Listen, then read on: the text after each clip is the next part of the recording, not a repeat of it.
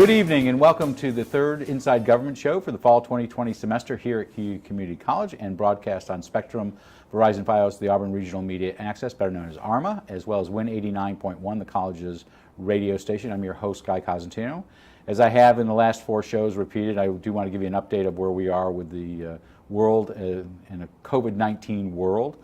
We had to stop filming in March. In fact, the superintendent was one of our last guests on, I believe, before we had to break back in the spring.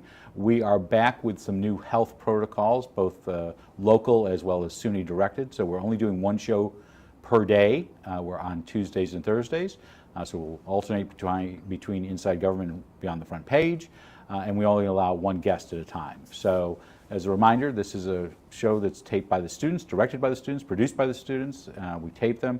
We're front-loading the schedule. Normally we would start the end of September and go into December. We're doing the beginning of September and going to end just after Election Day. And we'll have some other updates for shows in the coming weeks at the end of the show. But we are delighted to have in the studio someone who has been busy at work since March for a couple of reasons, and that is mainly because he has 4,000 students that he has to get educated every year. So schools across New York State started opening last week. Some have gone to full-time in classroom, with some remote, such as Port Barn and Skinny Atlas. But in the case of Auburn, they have come with a form of hybrid learning that includes remote learning. About 1/4, nearly 1,000 of the 4,000 students have decided to do remote learning, which has impacted the opening phased-in approach that the district wanted it to do. So we'll talk about that. We'll also talk, as we did with Kathleen Cuddy, the Director of Public Health, on Tuesday, about a case that came up for a positive COVID-19 case at Owasco Elementary School and how the district will respond to that. Welcome back. How you doing? Guy, it's been different. It's the last time on here. Do you wish you had taken a year-long sabbatical this year? Why? Yeah, this has been something. It's been a learning phase, and it continues to change daily still. And this is part of it. Yeah, got to have it on. Have to have it on. And we have lots of viewer questions for you, so might as well start with one as we hold up the mask because we had to come down here. Will students have masks in the classroom? Yes, we're wearing face masks at all times, except for, of course, when they're eating breakfast and lunch, and for breaks. Breaks. They will get breaks in the classroom as well. Okay. And one of the... And you'll try to get them also outside. Oh my God, yeah, outside as much as we possibly can. I know on this campus we have some classes that are being taught outside. We hope that the kids grab books and they go outside and read in the grass, especially for the next couple of months, hopefully while the weather is great. But the breaks, when we take breaks in the classrooms, one of the things I've suggested is just do alternating rows. Right. Do rows 1, 3, and 5 for 5 minutes here. That means the kids are 12 feet away from each other. And then, after that, they can slide their mask on, and then the other rows can do it. So to kick this off, why don't we talk about the phased-in approach, the one you're doing, not the one you planned, but the one you're doing, because that changed about 3 weeks ago. What is the phase-in right now? You started online classes on Thursday of last week, which would have been the 10th, yeah. And now you're a weekend. So what's the phase-in? So what we did is we did a phase-in approach, sort of like New York State did as they reopened. What we wanted to make sure is multiple things. There was multiple reasons. Yes, we did have 1,000 children sign up for completely remote. And you were surprised by that? I was very surprised by that number. Higher or lower than you thought? Much higher. Most schools are around 5%. We're about 25%. So, well, let's go in the phase. I want to come back to that 1,000 because we've got a couple of questions on that of how those students work out in there. But what's the phase-in? So the phase-in is we started with our special education students. So our special education students, our 8-1, 12-1, our BOCES program, have been in since the first week of school. We wanted to make sure that we were screening correctly, that we were doing all the protocols the right way, continuing to build on remote learning because we know at any time this year we could go completely remote. So remote is something that we... And that's still a high factor. Oh, absolutely. Especially with flu season. Absolutely it is. And even with our hybrid model, 3 days of the 5 are remote. So we have to be really good at the remote. Are you instruction. optimistic that you're going to be able to open on October 13th? Let me Well, rephrase that. September 28th is when we No, start. but when you'll have everybody by October 13th should be in. I know you're optimistic because you're an optimistic person, but in reality, isn't there a high probability you may have to shut down in November, December? Oh yeah, there absolutely could And you're be that. planning for that. That's one of the reasons why we started out remote, so that we could really get started with Okay. that, so that we could get that practice. I know there's another side of it. Why not get all the kids in while we could? Well, so there were some parents, and you're in a lot of chat conversations. I'm sure Now, I that am. you're not participating in, but you are. I did a Wednesday morning roundtable with you and Neil O'Brien last week, and while he seems to be very happy and upbeat about everything, you got some backlash that some parents asked, okay, there's 1,000 remote, but that means that 75% of the students are going to go back into the classroom. Why not get them when the good weather and the numbers with the 1% is lower, we're below the 1% positivity rate? Why wasn't that done? Well, because when you have 4,000 children, 600 employees, much different than 600 students in Port Byron. You know, Auburn is the third largest employer in the county. Right. Just bringing 600 staff members back was a tough week and a half. Just getting And it's that still back. tough. Well, as you know, it's still tough. One of the things, again, I was worried about a case. What's going to happen if we have a COVID case? So you had one at Owaska. I know we're skipping all over the place. I apologize. No, So that's you had a fine. positivity case when Kathleen Cuddy was here on Tuesday. You had just sent out a release to parents saying, hey, want to let you know, and you did a great job about that, getting that word out there. First of all, how was the case identified, without getting into the specifics of who the person is? A person had to get tested for a medical reason. So nothing to do with COVID, wasn't feeling Nope, bad, nope. came back with a positive case. So what steps did the district take then? Kathleen reached out to me. As we joked, the one number you don't want coming up on your cell phone. It's seeing her name pop up on my phone. I do not want to see that. Lovely person, but She is. We spoke, went over to the school to have a conversation with the employee, was on the phone with the health department. Health department ended up coming and helping. We worked together on contact tracing. Took from so you started right off the bat to try to minimize, to make sure this was not a spreader event. Correct. And have any other staff at Owaska been impacted? We have 4 that are self-quarantined plus. And they'll be plus self-quarantined for 2 weeks? for 14 days. Yes. 14. And then, will this impact Owaska's opening? No. Again, this is what we wanted to see. We wanted to see how our procedures would go. We wanted to see how we would react. What was nice is it did not affect any children, and it did not affect any of the parents. That was another reason for the phase-in. And I'm sure you have, I'm assuming whether it's you or somebody on your staff have talked to the employee who's impacted. Are they doing okay? Yes, and I spoke to the employee yesterday. Okay. Doing well, and we'll continue to keep in touch with all of them. So as you do the phase-in, how is the first week going? So it started out with professional development. Again, there was a lot of learning going on because there's a lot of behavioral changes. We're wearing face masks now. We have to socially distance. We think it's tough for children. It's tough for adults as well, especially in the education field, because we are all close, passionate But people. all of your employees have shown up for work. Yes. I mean, we should say that for the record. Well, and that's huge. And I should say, we have done another interview this week. It's on the Citizens website yesterday and tonight. So if they want extended issues that we're not going to talk about today, it's there. But one of the issues was who was showing up at both Auburn and Port Byron, and you've had nearly 100%. Yep, we've had a couple of staff members that we could assign as remote teachers, and we'll talk about the remote academy in a little bit. But yes, we have all of our staff working at this time. And so what was the original plan that you had? The original plan was just opening right up with our hybrid model. And so when you started, so originally, as I understand it, you sent a survey to parents, and some parents got back to you immediately, most likely the same day, take my child. Yes. I don't know if there was I did not fill out the form on mine. I know what I would have written if given the option.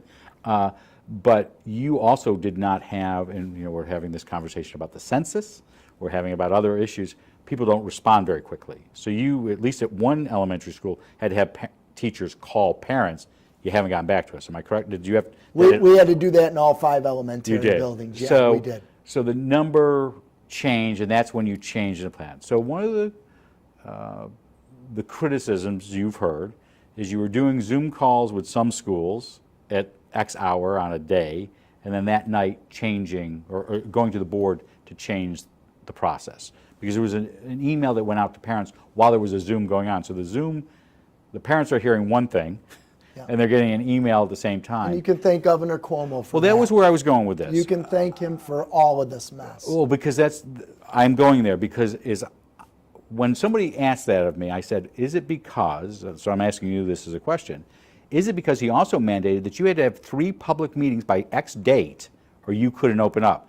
So whether you're changing on the run and going on, you still had to get those 3 public meetings in place. Am I correct on that? I did 9. You did 9. I had 9 that week. But you understand the aggravation. Oh, of people. absolutely. So they're hearing Principal X talk, and then they're also getting an email that says, we're not doing what they're talking about. Well, I was with Principal X that evening. Okay. So I was with Seward the night. No, we this did. wasn't Seward. This was a different school. Well, that was the night we made the announcement. Was the first meeting. Okay. So I sort of had a board workshop going on at the same time our first building was doing that. So we talked about this last week. As far as you and the other superintendents, you didn't get the go-ahead, I think it was until August 3rd, or roughly that day. Was that enough time to implement a plan? No, he gave us 2 weeks to implement a plan. And again, it's not that we weren't planning all along. We were.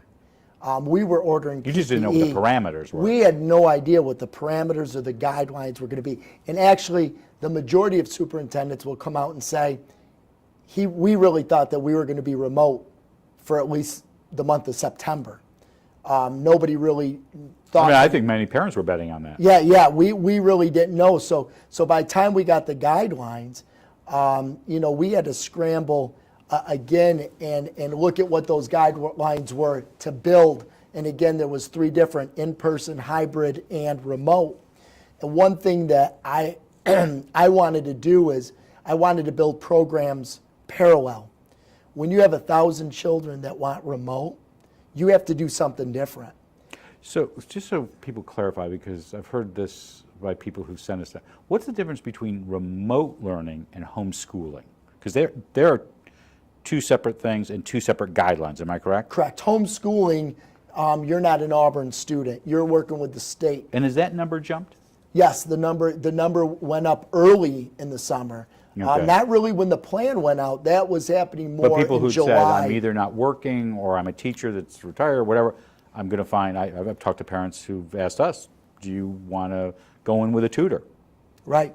So, and that to me is homeschooling, not Correct. remote. Correct. So if you're a remote learner, does that allow, and we'll get into sports at some point, does that allow you to participate in sports because you're not in the school, or if you're, not that you can do a whole lot. What sports can you do right now? I know football next door, I'm pointing that way because that's where Holland Stadium is. Holland Stadium, football is off. Football, volleyball, yeah. So what are you doing this spring? Or this fall, I'm sorry. So, and again, this is craziness. We can do tennis and golf. Okay. We can do cross country. And we can do soccer and field hockey. So does this evolve, again, I'm sorry we're skipping all over the place. Does this evolve with new rules almost weekly? And the reason I ask this, because 2 weeks ago, the governor put in place for the SUNY system testing. So we're going to do swabs starting next week or the week after, I don't know. You haven't gotten that yet. And I can only imagine trying to swab a kindergartner, whether it's a nose swab or a mouth system. Do you think that's inevitable that you're going to be doing that at some point? I would think if a vaccine doesn't come out very soon, that yes, it's inevitable. And you think that will also be an unfunded mandate? Oh, absolutely. Okay. Absolutely. So have you had, let's finish off on sports. So you have a whole series of, so football I think can be played if In you want March. to, in March. Yep, March But it's a very 1st. short period of time. It's like 1 month. Where it doesn't conflict if it- they haven't really decided. They'll let them overlap. I think they're going to allow children to play 2 sports at one Because time. you do have a lot of students who do a spring sport and a fall. Especially football, lacrosse, baseball. They would all be March, April, May, June, because baseball and lacrosse. I don't want to are- get into your own business, but spring. I know you have a son who's a great wrestler. What are they doing? I can only imagine the state basically saying, I mean, wrestling is wrestling. I mean, it's close contact. Yeah, But yeah. And again, they pushed it off to January 1st, but it's one of those high-risk sports that just doesn't look good. So until for there's a this year. vaccine in place Yeah. on that. So back to my question, if you're a remote learner, a homeschooler, or in school, what sports, is there a different level of what you can play and participate in? Yep. So homeschooling, you're not an Auburn student. Okay, so you're out. But if you're remote or hybrid, you can play any sport, be involved So in even any though activity. your parent says, I don't want my student in school, but they can play, isn't there a disconnect there on the logic? We've written, okay, so I'll give you some disconnect on logic. Not that there's not a whole Right, lot here. physical education classes. We have to be 12 feet away and wear a face mask. But at 3 o'clock, I can go out and play soccer and field hockey. So again, Okay. you talk about guidelines that contradict each other. That's constantly what we're facing. So it makes it hard to weave through all of those things. So back to process just for a second. So have you had to install, I mean, you were doing capital projects, and I'm assuming capital projects for the most part could continue while you were shut down. In fact, it might most likely, from a construction point of view, was great. It was, Okay. and we got everything is done. So you wanted to do new air handling systems. So have you been able to put in all the new air handling systems that you wanted? No, the air handling's not till the next phase. Of course it's, Yeah, I know. and nobody could speed it up. But we do have MERV 9As in all of our filtration into our air handling systems. And this is the higher density. MERV 13 they're saying is the best, but they said MERV 8 is just as good. And is that what you have? And we've got MERV 8s in all of our univents. So I mentioned the testing, and you might have unanticipated costs. Are you also seeing some unanticipated costs that we haven't been thinking about? And part of this comes to the idea that you have some teachers that are going to be teaching kids remote and some that are going to be in the classroom. What are unanticipated costs that you did not plan for when you were putting your budget together in January? I mean, honestly, none of it. We didn't have anything with PPE. So that's all on the district. Oh yeah, it's all. I mean, just go back to our budget vote. I mean, so that's what I'm thinking. You passed a budget in May. While we might have been at March 13th having schools and everybody in the rest of the world or rest of the United States hit, you were so far into the budget process. You have timelines that you have to have things ready for the printer that you can't go back for. So there's a lot of stuff, PPE, as we tape this today, there's the Problem Solvers Conference that's got another idea that they want to come. You got no idea whether you're getting any federal money.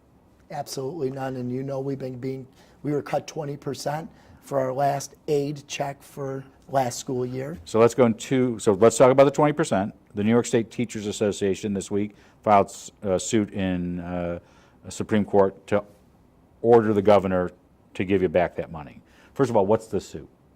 That they need to give us the aid that we are supposed to get so we can provide a basic education to students. Just like the small city school district Masto case that we've been fighting for 11 years.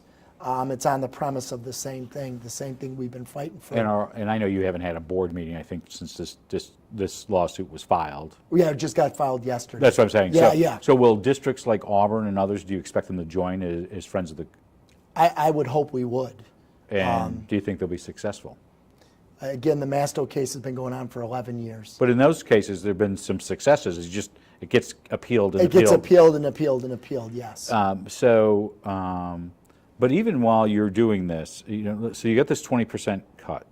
So that's in your last payment, if I remember correctly, this is the last year's payment. Correct. You do not know, as I understand it, what you've been told. It could be 20%, but it could be higher. Could be higher.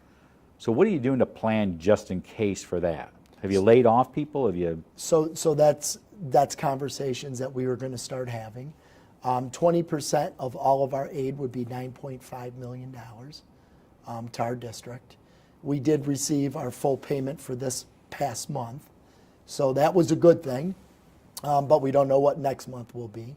So, So you get checks on a monthly basis versus a quarterly basis, which Correct. other institutions do. Correct. So I asked this, and I asked this to both of you. You're also, my feeling, this is just me personally, that some communities think so highly of education and teachers right now in this last 6-month period that they would be willing to spend more money, to keep children safe, but also to invest so that they can be taught. You also have a 2% tax cap. So your May budget was passed with a 2% tax cap. Is there any thought, and it's interesting to me that the state legislature has almost been silent on this. It's almost the only person who talks about COVID-19 is the governor. And he is not, to the best of my knowledge, willing to remove the 2% tax cap. Right.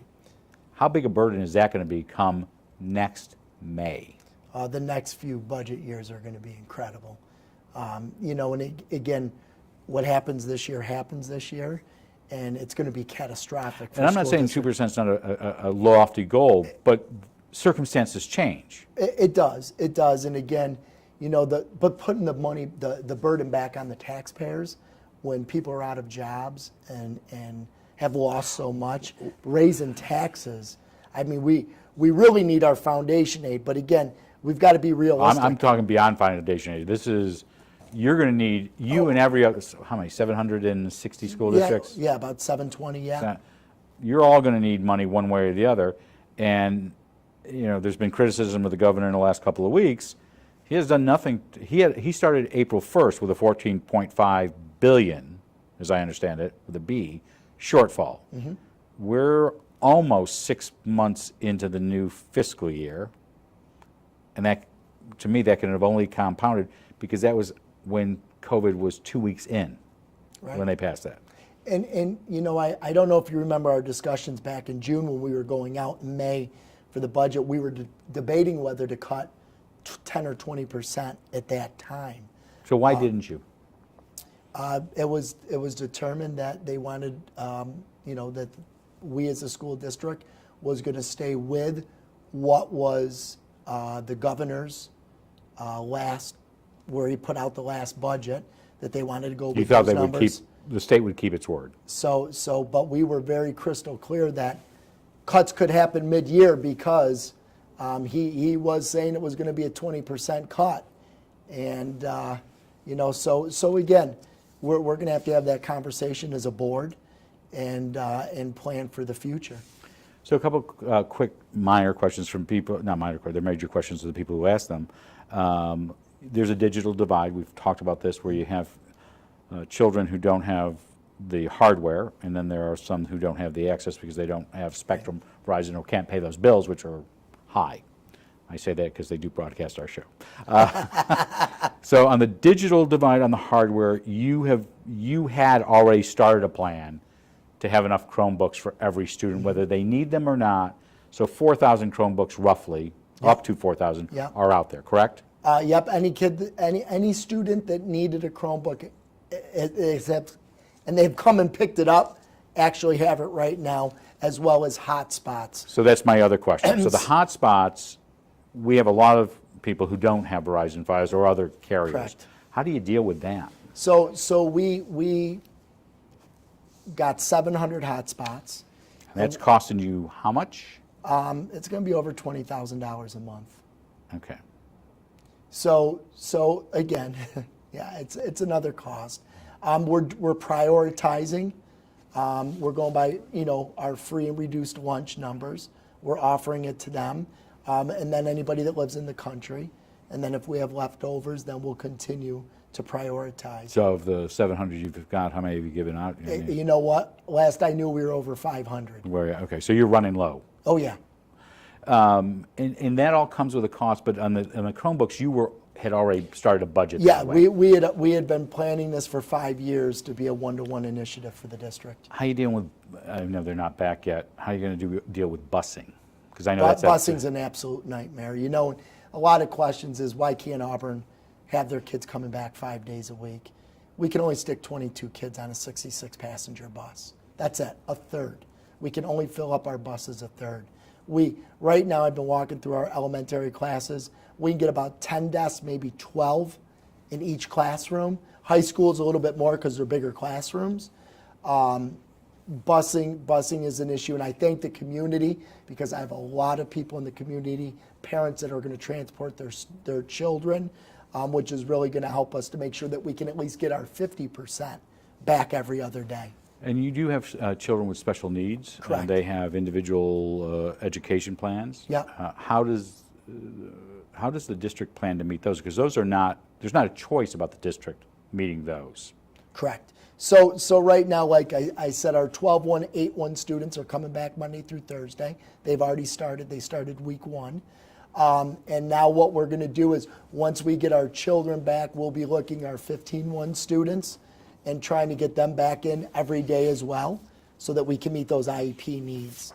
And then we're doing a lot of teletherapy as well to meet the needs on their IEPs. What's teletherapy? So occupational therapy, physical therapy, speech can be done online with the teacher and the student. So we don't have to take them out of instruction time, and we can keep all of our kids in pods. So we can do teletherapy to meet some of those needs. You mentioned remote academy. What's that? So when we found out we had 1,000 children that, you know, between 900 and 1,000 kids that wanted remote learning 100%, we had about 486 elementary students alone. I met with the team and said, we have to do something different here. So what we actually did is, in a week and a half, 2-week period, we built a complete remote academy where we looked at sections, we looked at grade levels, we looked at buildings.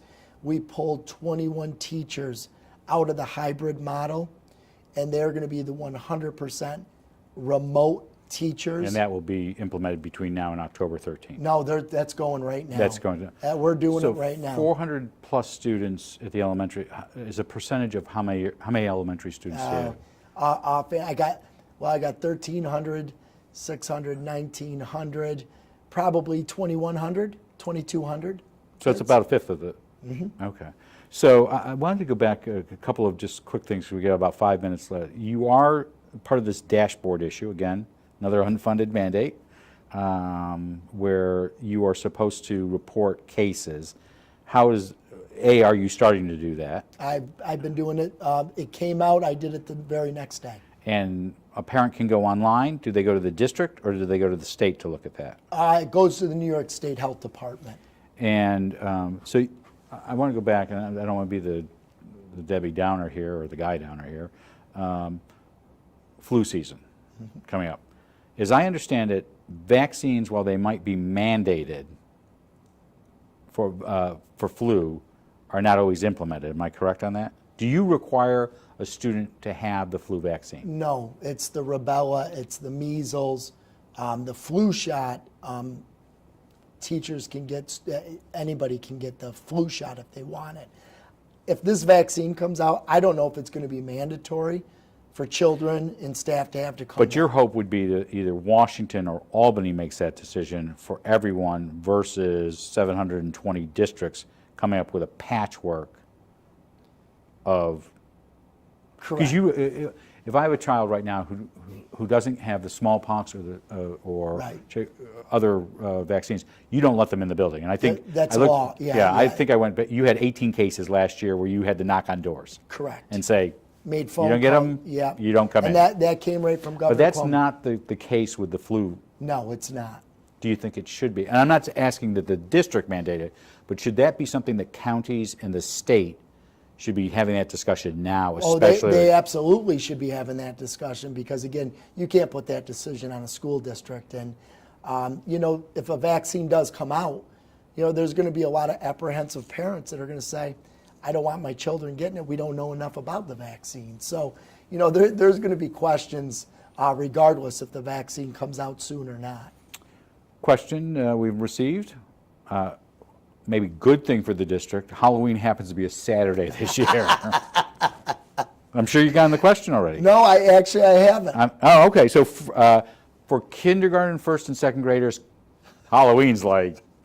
Hey, we can social distance and they'll have a mask on, right? So you may still be doing some... Listen, you're not there yet? We're going to continue to just observe what's going on. Listen, we don't want to take fun away from children. Okay. So last year you had, a couple of months ago, you did remote graduation. I know when I was here in the parking lot and you had waves come in to do photos and for graduation. Did you do a full ceremony? ceremony? At Stadium. We did 6 different ceremonies. That's what I'm saying, but it was in waves. Yes, 6 ceremonies at Holland It wasn't Stadium. all... It wasn't virtual. Okay. So, no, that's what I meant. I meant there was waves of people coming in. You think that's going to be the plan next year? Again, you know, right now... It's all on the fly. It's all on the fly right now. There's still, we can have up to 150 in a gathering. So with sports starting up, there's going to be rules that the player athletes, student athletes, they get 2 tickets. And if you don't have a ticket, you can't come into the game. And so on sports, where you don't do sports, is that a cost savings to the district or some of those fixed costs that you would have had? Yeah, you're going to save because there's going to be... And there's some contractual issues. Correct. There's going to be half the amount of games. So if you have a coach who said in the budget is going to be there and you don't do the sport, you may still have to pay that coach. No, not necessarily that. Okay. It's more of transportation. If we're only doing half the contest, we're only paying half the transportation cost, half the referee cost. So let me ask you the last question. Anything positive going to come out of this? Yeah, we're going to all make it through it.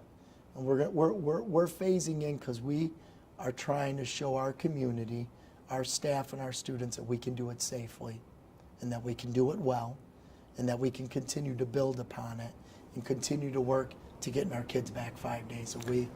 Do you think we see some long overdue reforms? I mean, you and I joked last year about 2 spring breaks, one for spring break and one for winter breaks, and how that doesn't make sense. And there's been talk about consolidation, you know, because though in this particular case, I'm not sure consolidation helps, it may hurt, especially if you don't have space. Right. You know, because that's a problem for you. It is. We just don't have the space. Did you look at all, I mean, the common comment is, well, you got AC Moore and you got the mall. Who's paying for it? Okay, all right. I don't have the money. But here's the other part about, because that's a big part about this. I don't have the resources. I don't have the people. Right. It's not putting in a dozen desks. It's not. I have to have people. And by the way, you don't even know that those institutions will allow you to do that. Right. But I don't have this. I don't have the staff numbers. But you know, one good thing that I think will come out when you talk about online learning, I think this opens up avenues to increase your curriculum more. We should be able to offer Mandarin Chinese. We should be able to offer those courses. Children need to be in school in person. So you may have that done by multiple school districts with one instructor. Correct. And I think that's where we can learn from this, is expand the curriculum for children to have more opportunities. Thank you. Our guest has been Superintendent of Schools, Jeff Pirozzola. Good luck. Thank you. We'll have you back in the spring, hopefully talk about budget and other things. We have a very compressed schedule, but I know this is not easy work for you and for your staff, and good luck and stay safe. No, and I thank the community for the support, because I know there's naysayers, and there's not an ideal situation here. Hybrid, remote, they're not the answers. In person is the only answer, but we are getting a lot of support as well, and I appreciate that. We'll be back on Tuesday with Cuyahoga County Sheriff Jeff Pirozzola. Cuyahoga County Sheriff, I don't know if I've demoted or promoted him, you might want to avoid that. Cuyahoga County Sheriff Brian Skank to give us an update on law enforcement in this era of Black Lives Matter. And next Thursday, Cuyahoga County Legislator Trish Kerr will be here to give us an update on the local census. A reminder, you have only until September 30th to fill out the census. This is vital. This is vital to the Auburn School District. We've talked about this. I won't get into it a whole lot now. But please, if you have not, fill out the census, and we'll talk about that next week. In the coming weeks, we will have City Manager Jeff Dygert on for a city update. KU Community College President Brian Durant will talk about how this semester is going here at the college, and we'll have an update from the KU County United Way for their 2020 campaign that starts off at the end of this month. We also hope to bring you both Senator James Seward and Assemblyman Gary D. Finch, who are both not seeking re-election this year, to give us interviews about their public service to this community. Starting the week of October 8th, our series of 6 candidate forums for offices for KU County, including the 24th Congressional District. We have a rematch with Congressman Katko and Dana Balter. Ms. Balter has agreed to participate. We have the open seat for the 51st vacant seat by Senator Seward. Both candidates will be here for that. The 50th Senate seat, which was vacated because Senator Antonacci joined the court system in New York. Ms. Rennie has agreed, and we're waiting for her opponent, Mr. Mannion. We hope to bring you the race for the 54th Senate District with Pamela Helming and her opponent. We do have both candidates for the 126th to replace Mr. Finch, and we're waiting to hear back from the candidates for the 130th Assembly District, which includes and currently held by Brian Macklow. We'll have the questions asked by Jeremy Boyer, the executive editor of The Citizen, as usual, and I'll moderate. Before we go, though, we would like to let you know that you can send us your questions or thoughts to Inside Government or be on the front page. You can do it at cozguytho@aol.com or mail them by to 141 Dunning Avenue, Auburn, New York, 13021. I'm Guy Cosentino for KU Community College. We want to thank you for watching. We hope you be safe. Have a good night, have a great tomorrow, and we will see you back in the studio on Tuesday.